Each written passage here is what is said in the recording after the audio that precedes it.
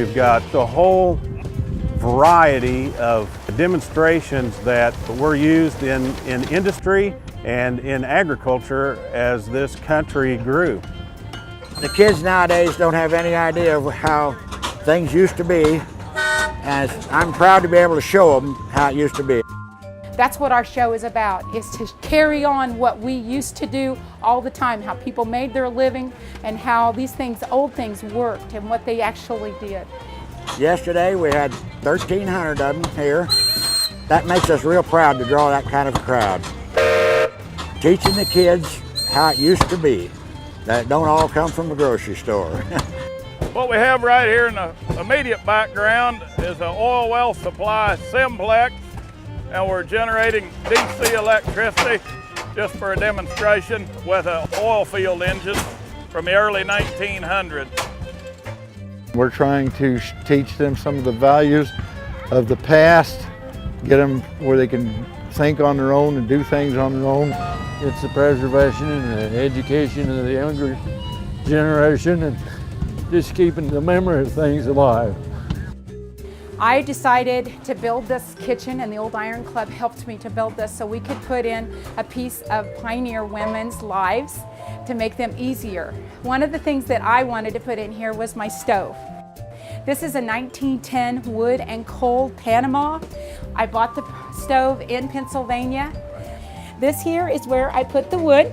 We do burn hedge or Osage orange firewood, which is something that our ancestors actually brought to this country and planted. I enjoy just showing the kids how it was in the early 1900s, and they all think they have it rough now, and they don't understand how nice how good it is today. We've got two hay presses, thrash machine, sawmill, shingle mill, tractors here, and there's tractors down there. The corn, we've got all the corn stuff. Technology has replaced a lot of jobs, and a lot of the things that can be learned here are important skills that our society has kind of forgotten about. And I believe in my heart that until this country is self-sufficient and produces things domestically, that we're not going to be in the position we need to be in for the future generations.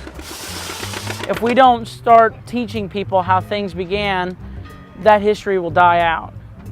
A lady invented this. Back in the early days, brooms were all round.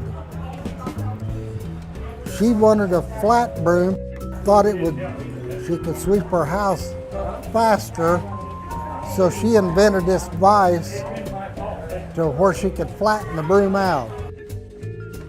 What makes our show unique is the fact that every exhibit that you go to, there is something going on and there's something there that they're going to learn from.